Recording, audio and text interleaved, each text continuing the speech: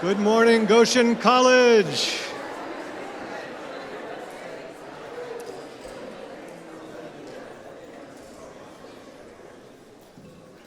Good morning, everyone, and welcome to Convocation on this beautiful morning. My name is Jonathan Schramm. I'm one of the faculty that teaches in the Sustainability and Environmental Education Department based out at Mary Lee. It's good to be with you all this morning. Thanks for coming out and spending this next bit of time with us. I'm part of a group represented by these people behind me on the stage and others who are really excited to have this time to share with you some things around the concept and the practice of sustainability here at Goshen College. So the next 40 minutes are looking to be a combination of pep rally, kind of a gruesome game show, and lots of interesting thought-provoking ideas. So if whatever you're looking for in the next 40 minutes, you should find something like that. We're hoping that after this time, you'll have a little bit stronger sense of some of the ways that Goshen is trying to tackle sustainability, which is a big network of concepts. And we by no means are saying that Goshen does that perfectly, and we recognize that in ourselves too. So we're all in a position of wanting to learn more about this and be more holistic in the way that we work with these issues. But nonetheless, I'm sure you'll come away with some interesting ideas from this time. So we're going to start with a round of introductions. Hi everyone, I'm Lisa Nalia. I'm a senior environmental science major and I'm a leader of EcoPacks. Hi, I'm Alexa Kennel. I'm a senior environmental science major with a sustainability minor, and I am involved in EcoPacks and sustainability committee, and I'm just really passionate about finding different ways to do the things that we do as a society in a way that is a little bit more sustainable and caring for the planet.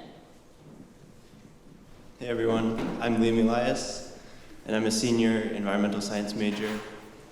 And I'm also a leader on the EcoPacks committee, as well as a member of the sustainability committee. Morning everyone, my name is Christian Saleh. Most of you probably know me as Chino as well. I graduated 2 months ago and I came back from SST Ecuador. I still serve on the sustainability committee here, and last year I coordinated during my senior academic year. Although I do work a full-time job somewhere else, I still want to be part of campus as much as possible to help with sustainability initiatives. My name is Gerald Ross Richer. I am a professor here at Goshen College teaching classes in economics, classes like environmental economics and economics of sustainability. I came here 15 years ago from Northern California to help make this campus more sustainable, and I've got to be involved in a lot of really great projects. My name is Michelle Horning, and I'm a faculty member on the Sustainability Committee. I teach accounting and business classes and work with the students who run the milkshake capital of the world called Java Junction. And my connection to sustainability came through the world of accounting. So accountants measure stuff, and somewhere along the line, organizations thought accountants would be good at measuring sustainability things. So I teach a class on sustainability reporting, and I'm fascinated by how organizations, companies, businesses measure their sustainability. Hello everyone, I'm Kevin Miller. I actually work in the advancement office doing fundraising for the college. And I joined the sustainability committee about 3 or 4 years ago, and I'm glad to help represent the staff employee part of sustainability committee. We're a mix of students, faculty, and staff. Anybody can join. So in those introductions, you heard two different phrases coming up over and over again. One is EcoPacks, which is a student-run club that connects to these ideas, environmental issues, sustainability concepts. And the other is the Sustainability Committee, which, as Kevin just said, is an official committee of the campus, and it is something that has membership from across the campus community. And so at the end of this presentation, there'll be some ways that you can plug into either or both of those if you have interest in that sort of thing. Okay, but for now, we're going to move into the gruesome game show portion of the morning here. Oh, one last thing about the Sustainability Committee. I saw it due to his vigorous head nod. Thank you, Ben.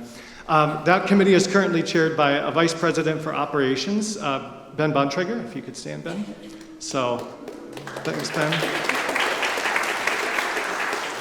And he's in a new role for the college, something that didn't exist in prior years in that way, and it's been really helpful to have Ben's energy and insight as a part of that committee. So, all right, so obviously game show, we need some contestants. So I need a couple of volunteers who are people willing to engage a little bit with some mess. Nothing extreme. No one will be able to tell the rest of the afternoon that you did this morning.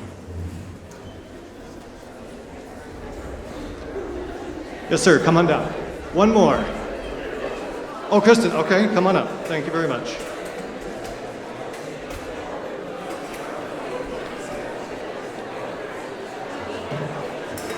Oh, I forgot my little slide here. Hang on, I'll take it.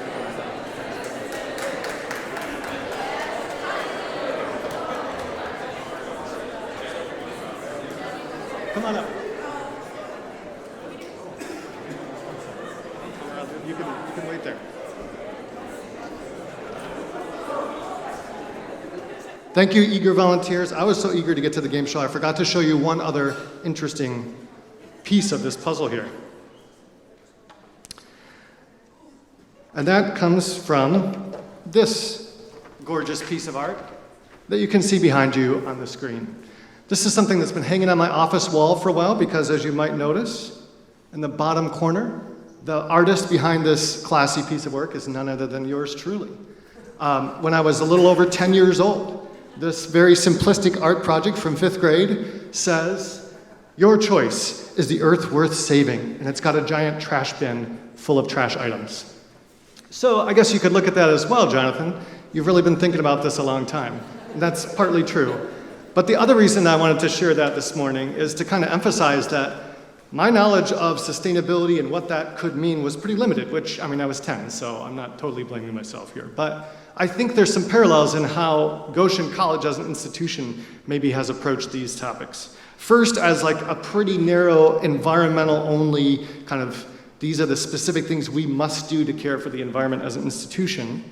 And over time, more broadly into other aspects of sustainability. So I think some of the questions I was missing as that 10-year-old version of myself was the importance of systems.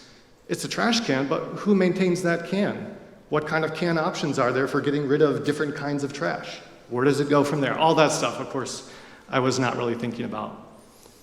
I wasn't really aware that other people could have different underlying worldviews and assumptions about the relationship of people to the natural world. Kind of assumed everyone would care about it in the same way I did, which, again, a little bit simplistic. I was missing really the rest of creation, that caring for the earth isn't just about our solid waste management, as important as that is. And I was definitely missing the role of community. How we do these things, we make these kind of differences, we try to live in a different way in community with other people, not just by ourselves. So I guess your could be plural on that sign, but it really should have been your plural choice. Okay, thanks for letting me go down memory lane a bit there. Now we'll move into our game show. So come on back up, volunteers. Here's your chance. All right, give them a round, thank you. Come on over. All right. Need to hear some introductions, please. Could you tell us your name and one thing that you're studying here, even if you're not sure if it's going to be a major? I'm Dante, and I am a theater major. Perfect. Thank you. I'm Alyssa, and I'm a broadcasting major. I'm Kristen. I'm a biology major. Hey, thank you. All right, Dante, Alyssa, and Kristen, thank you very much. There are some gloves on the table behind you. Go ahead and suit up.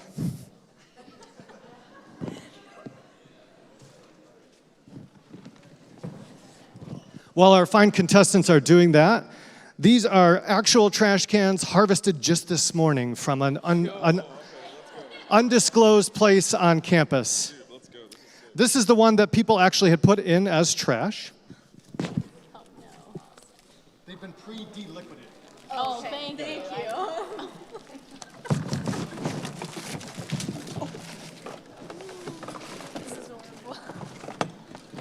Damn, y'all are not recycle friendly at all. Wow. Wow, there is so much plastic. plastic and cardboard in here.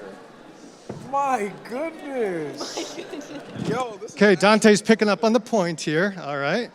And then this is a box with materials from the adjacent recycling bin.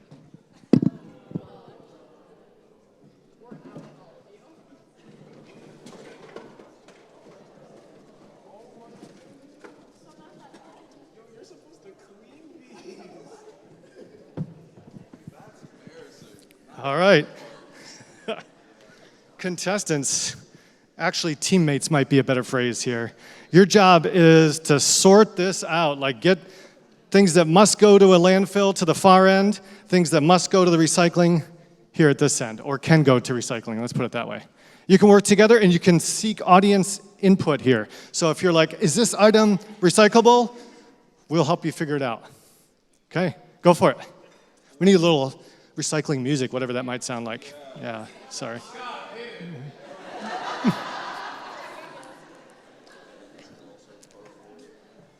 Oh, no, actually, keep it up here, Chris. Keep it up here.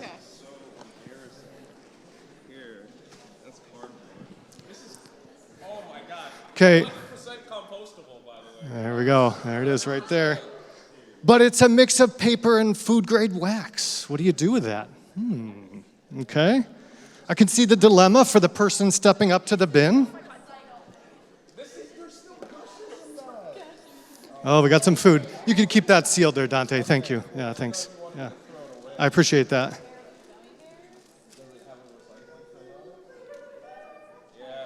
There we go. Yeah, yeah. recyclable. What about this box of raisins? Recyclable. Oh, a box of Raisins, yeah. Is it cardboard? You bet your sweet bit Yeah, it is. okay. Oh my goodness. Recyclable. Aluminum. Recyclable. Hey, Alyssa. Alyssa, would you mind coming down here? Sorry. Would you mind coming down here? No, I would just need two people on this end. I think Kristen, only one down there is fine. Recyclable. And if you're unsure about anything, that can be a category too. Like we saw with that compostable cup earlier. Hey, yes or no? It's a hot beverage cup with that kind of textured, plasticky finish. Yeah. Yeah. Starbucks waxed cup. I heard a yes. I'm hearing a lot of non-committal sounds out there. Garbage. Where's the garbage yard? Here? Okay. These are all trash. Well, here, that's Straws and turtle noses. Yep. What does that mean? What does a clap mean? Clap means recycle, right? Oh yeah. This isn't the Price is Right. You can't just clap your way out of this. Thank you. Okay. 10 seconds. 9, 8, 7, 6, 5, 4, 3, 2, 1. Okay. All right. So we made some progress. Round of applause for our teammates. Thank you very much. Before you leave, though, I feel like we haven't completely sorted, although you got pretty close here. Man, if there was only a sustainability or a recycling professional in the house who could help us understand this with total clarity, who could maybe be present in the audience. Yes! All right! Welcome. Yeah, thanks, Daniel. This is Daniel Zalea, and you'll hear a little bit more about him in a second, but suffice it to say, he is a recycling professional. So, could you take a quick look here, Daniel? Let our teammates know, like, did they miss any boats here? Yeah, they did pretty good, brother. All right. They did pretty good. I worked at a children's camp. I taught them how to do this. Children's camps, that is a good training ground for this, yeah. And you guys actually did pretty well. So a common misconception that I see is when it comes to food residue in either plastic containers or paper products, that is a big what? Is it recyclable? Big question mark. So I'm glad that you guys knew that the simple stuff, straight recyclable. A lot of the stuff that had food residue particles, it is indeed recyclable. but I'll go more into that when I get my talk. Yep. But overall, great job, guys. Yep. All right. Thank you again, folks. You can grab your seat. You earned them with hard work. No, I think I'll keep them.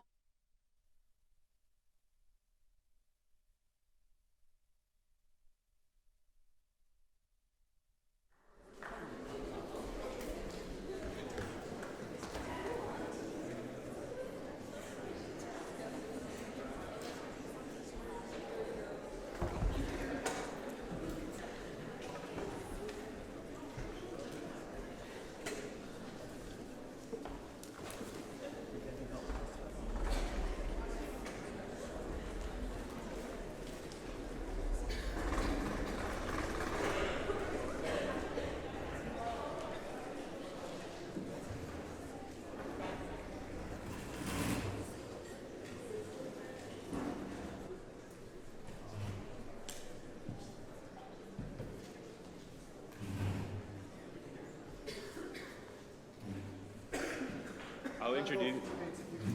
Yeah, one of you guys want to go. So I'll introduce our guest professional recycling expert, Daniel Zalea. If you guys know what recycling works is, or waste away, that is basically where our recycling is supposed to. So any questions that would be, is this recyclable or not, they go directly to Daniel. So I'll have him kind of give his spiel a little bit of the economics of how this all works. And, he is a GC alum, so he has that relationship with the community. Daniel?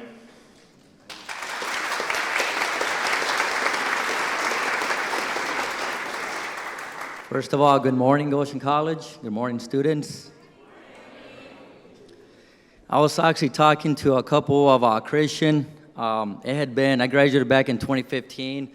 It has been I've been on campus maybe 3 times since I graduated. So it's good to be back. It's good to be back in your alma mater.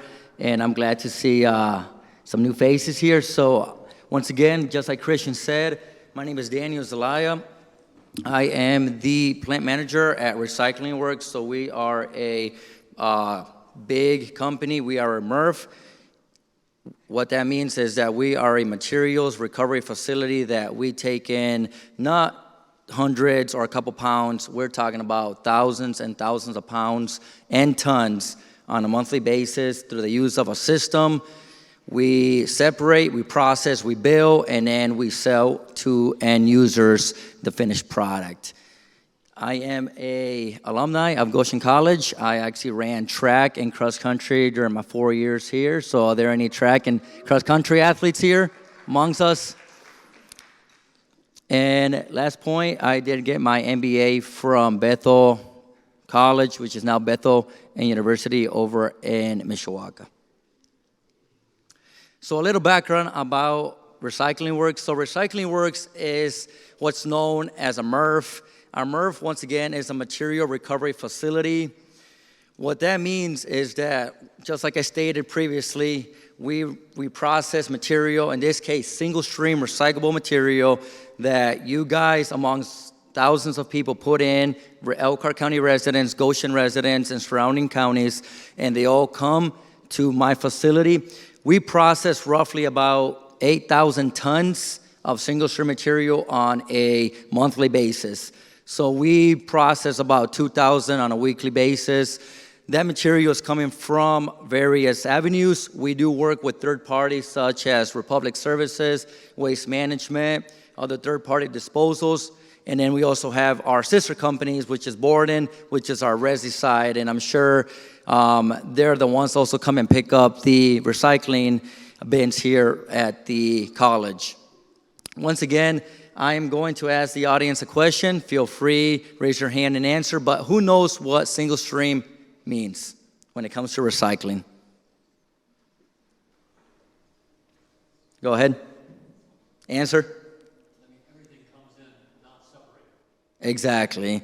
So if you guys remember back, I don't know, I'm quite a bit older than you guys. I'm 29 years old. So back when I was in elementary school, I used to remember that there were blue bins at the classroom, and some blue bins had paper, some have plastic, etc. Nowadays, everything gets commingled together, and that's what referred to as single stream. MRF plants are something that came about in the industry just about 15 years ago when large manufacturers decided to spend millions of dollars in buying equipment, AI technology, and infrastructure to be able to take in and resolve this sustainability issue, which is sending recyclable items that can be used again and again, diverting from the landfill to end users. And I'll go in depth in that here shortly. So my plan here is to help you guys understand the simple economics when it comes to recycling. And I just took in some quick numbers from the month of September. So back in September, we processed about 4,411 tons of just corrugated, which is OCC, your cardboard, and paper products. That 4,000 tons gets sent to paper mills, which in turn comes back and recirculates in the economy through the use of paper, pencils, new cardboard boxes, etc. And to put that into perspective with the local economy, that's about 38,000 trees that we are preventing from being deforested and cut down to make virgin paper by recycling that on a monthly basis. So we probably handle about 600 tons on a weekly basis. So on a monthly basis, we're saving to the equivalent of about 3.5 Shanklin Parks worth of acreage from being deforested by sending all this OCC and paper products back to the end users, which in this case are paper mills, which break it down and make brand new papers product out of it. Something else is we process about 523 tons of plastics. So plastics are something that don't dissolve. Their carbon footprint stays in landfills for years and years and years. And we have found solutions and end users and brand new startup companies that have emerged and entered the recycling and sustainability market. For example, how many of you here are probably wearing something from Banana Republic, J. Crew, or even Nike? We actually sand a lot of our plastic materials such as PET, which is like your water bottle, your HDPE, which is like your cloudy milk jug material, and also your mixed color rigids, which is like your detergent bottles, any solid color plastic. A lot of that material gets diverted to end users like textile companies that break it down, and they actually manufacture clothing out of some of the plastics that we ship out to them. So once again, it is an ongoing circular motion economy when it comes to recycling, and we act just as a middleman processor, taking thousands of tons and finding end users for all the material, diverting it from the landfill so that our kids, my kids, your kids in the future, and generations to come can live in a pretty clean, healthy earth, which is the home to all of us today. And another interesting fact comes with aluminum cans. How many of you here have binged watching Netflix, or also the new Game of Thrones season that came out? If you guys watch more than 3 hours of that equates to the same energy that it takes a aluminum mill to make one can of your Coke, Pepsi product. So it takes the equivalent energy of you binge watching 3 hours of Netflix or your favorite shows that it takes an aluminum mill to make only one can. And in September, we processed over 82 tons of just aluminum cans, which is UBC, and that gets reintroduced into aluminum mills, and they remanufacture that material into brand new refreshment beverages and the food industry. And just to conclude, I wanted to just show out some pictures of what we're working with. So this is our facility in the heart of downtown Elkhart. That is the equipment that we use. That top picture with the material, that is our tipping floor. That's where trucks come in, like the picture in the bottom, and they drop off material. That is what our, so back a year ago, back in 2021, our company, our owners decided to invest $10 million into AI technology, new conveyor systems, safety measures, to pretty much be able to open up capacity to take in a lot more recycling and divert it from the landfill, which is ultimately what our goal is, and what the EcoPacks Club here in Goshen College ultimately wants to convey the message over to the student body. And this is just a simple flyer of what is recycling. Once again, to keep it nice and short, recycling should not be complicated. If you're in doubt of whether something's recycling, truly just throw it out. But what you should always recycle are your cardboard, your plastics, and there is food residue, whether, just like we saw your peers doing the audit, rinse it. If you don't have time to rinse it, it's not an issue. Throw it in the single stream. Our end users that use that material, they have processes in place to wash, decontaminate that material for them to be able to process it. So the market truly has evolved to be able to take in more material than what was possible even 5, 6, 7 a decade ago. So thank you very much for your time this morning. And go Goshen College.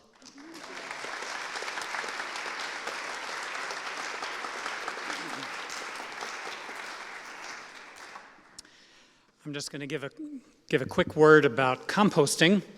It's sort of a companion piece to recycling. It's something we can do to cut down on the waste stream that goes to the landfill. The other benefit of composting is that this is organic material that can go right back after it's been composted and broken down into enriching our landscape environment around the campus.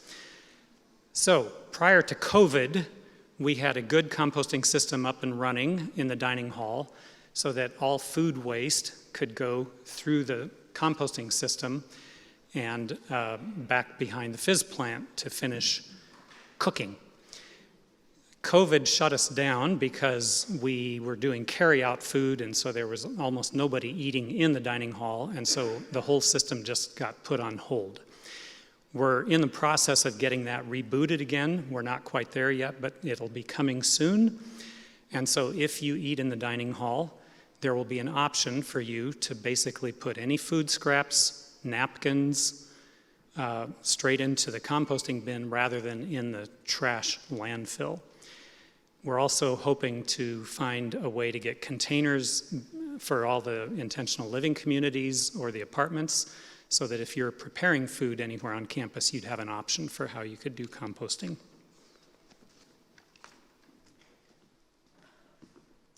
Thanks, Kevin.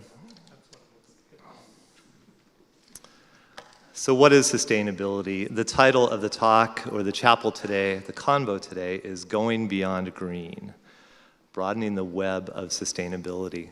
When I think about sustainability, I think about this definition, which is originally the definition from the Brundtland Commission for Sustainable Development. And the people pictured there are neighbors of mine, Yamile and Indira, and their little brother, I'll call him Wawa, who live on the Colonso River in the Ecuadorian rainforest. And when I think about sustainability and about preserving the ability of future generations to meet their own needs, I think about children like that living on the other side of the world. And I also think about the triple bottom line. So when we look at sustainability, one way that we can differentiate this from just environmentalism is that we don't just care about the planet, which is obviously important and crucial to our survival and thriving here on Earth, but we also care about people and profitability. So what does recycling have to do with sustainability? Well, to me, it's pretty obvious that there's a planetary benefit of recycling. And it's also profitable, as Daniel helped to explain to us today. We're actually taking materials and we're putting them back into the economy to make clothing and other things that we need. And it's also really good for people, because the more that we can recycle and reduce and reuse, then the less we have to extract new materials, virgin materials, like oil, like wood, like minerals, from beautiful places in the world, places like the Amazon rainforest, places like the southwestern deserts, places where students like you have opportunities to visit, to study, and to learn. And so I'd like to invite two people up, Chino and Liam, to tell us about two such places and the people that live there.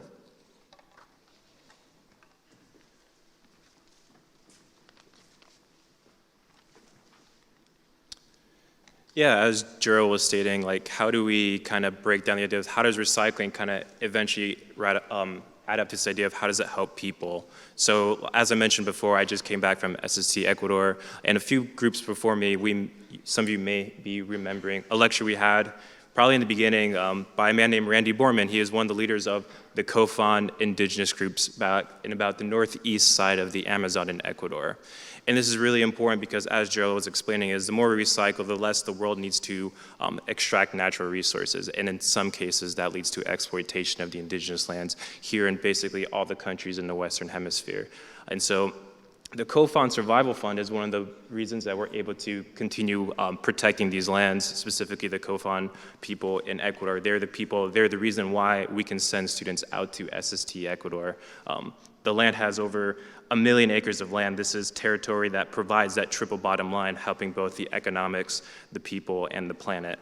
There's ecotourism that we're allowed to help fund, and then again, help them protect their land, both from legal battles or oil companies that continue to try to exploit them. And so this fund helps us a lot that we've been paying for, for many years so far. So that's just one example that the Goshen College tries to help with how the triple bottom line kind of correlates together when we think about sustainability.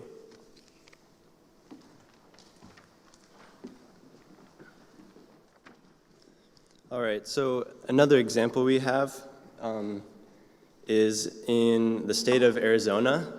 The Apache people have a sacred land called Oak Flat that is in jeopardy right now. And this is very important land, not just to the Apache people, but the community in the cities around it and the whole state and country of people that use this public land for recreation and other things. And there are two large copper companies that would like to get this land, and they plan to dig a crater that is 2 miles wide and over 1 kilometer deep, right in the center of this sacred land that has been very meaningful to the Apache people for generations and generations.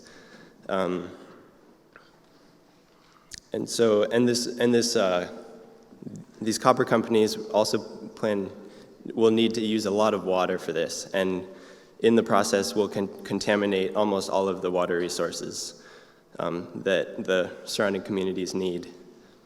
And so I'm sharing about this because it's an example of extraction from our natural world that is directly and negatively impacting real communities of people. And now, we don't use much copper here at Goshen, but we do use a decent amount of paper and plastic that we can keep recycling these so that they can be made into new products again and again. And in this way, we can prevent the harvesting of trees and fossil fuels that are needed to make the same stuff that we can just keep recycling. So communities around the world actively depend on the land and the resources that exist. So let's do what we can to protect the communities like the Apache people all over the world.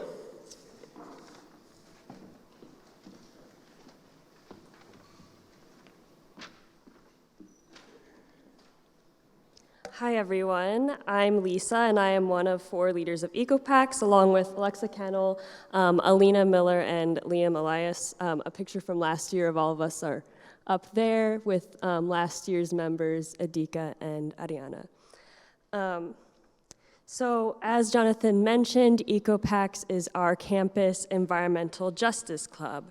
Some examples of the work we do on campus include community and campus-wide events. Along with our Campus Sustainability Committee, we have been involved with waste reduction efforts on campus. And last year, we hosted a sustainability leadership series with sustainability leaders from the community and beyond. We also hosted a food waste themed cookout, which is the picture on the top right, and joined in volunteer waste related events. So the picture on the bottom right is kind of like clearing out the compost bins from trash to prepare for this year's composting, and then also clearing out the West Lawn dorms above the ROT, or the West Lawn Dining Hall, to recycle those, to recycle the waste from there. So if you want to get involved, stay tuned to the communicator and posters around campus for upcoming events. We are also looking for new leaders of EcoPacks to keep the club running, as all our current leaders are expected to graduate this year. Just contact Liam, Alexa, Alina, or me if you are interested, or feel free to approach us during an EcoPacks event. If you just want to be involved in the club, all you have to do is show up to the events when you can. Everyone on campus, literally everyone, people from any major, residential, and commuter students can participate in events and leadership in EcoPacks. And as shown in this convocation, sustainability involves interdisciplinary input. Sustainability issues are justice issues and require efforts from all perspectives and organizational levels, from here on campus to global efforts. Thank you.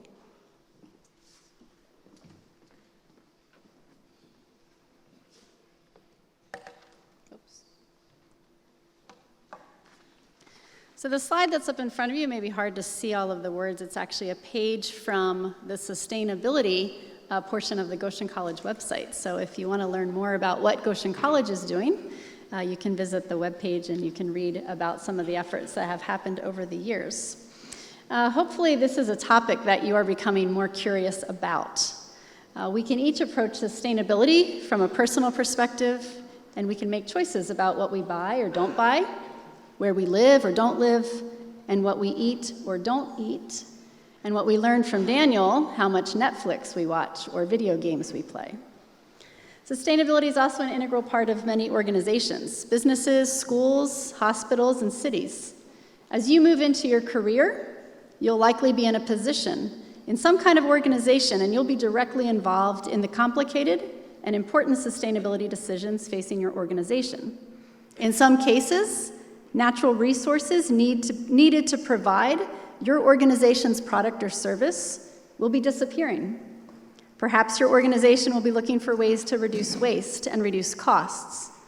Or maybe your organization wants to increase the diversity of its employees. All of these decisions are sustainability decisions. Remember, people, planet, and profit. When I joined the committee several years ago, it was called the Ecological Stewardship Committee, and this name clearly favored a very important aspect, but only one aspect of sustainability. So the committee made a commitment to broaden our sustainability work at Goshen College and be champions of the many sustainability decisions facing Goshen College. So much of the committee's work and focus has been on sustainability issues that directly address the environmental element of sustainability. Things like using solar power, changing campus lighting, and transitioning mowed grass to prairies. Sustainability work has also been happening outside of our committee. The important work of diversity, equity, inclusion is also sustainability work, addressing the people element of sustainability. So composting food scraps, recycling waste, and turning off the lights in your dorm room, house, or apartment when you don't use them is also sustainability work. We are one small committee, and sustainability success at Goshen College requires each of us to learn as much as we can about the intersecting elements, people, planet, and profit. So talk to your friends about what you can do as a student. Talk to your colleagues about what you can do as an employee. And talk to anyone on the sustainability committee about your ideas. Each of us has the ability and creativity that's needed to positively impact this work.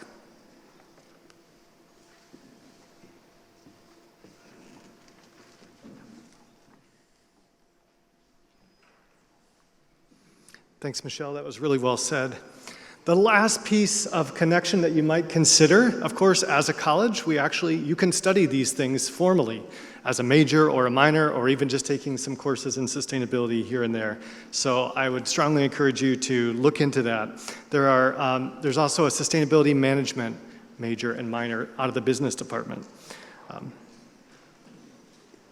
Okay, so you've heard lots of ways you can be connected, and I hope it's very clear that we invite lots of input from people. We need sometimes help doing things. We always want help thinking through things and being more holistic, as we've been talking about all the way through here. By the way, the little animation there is of flowers being tucked into a compost bin at a market. It's hard to tell what that is, but it is pretty intriguing. So you can use that QR code if you'd like to be involved with ongoing composting operations. That's something that the institution is doing, but there's ways in which student help is most welcome. If you'd like to just join EcoPax or be more aware of what's happening on the student club front, please feel free to use this. And then again, if you would like to be more aware of the Sustainability Committee's work, there's a very easy email to send that inquiry to sustainability@goshen.edu. So thanks very much for joining us this morning. We look forward to exploring more of this world together.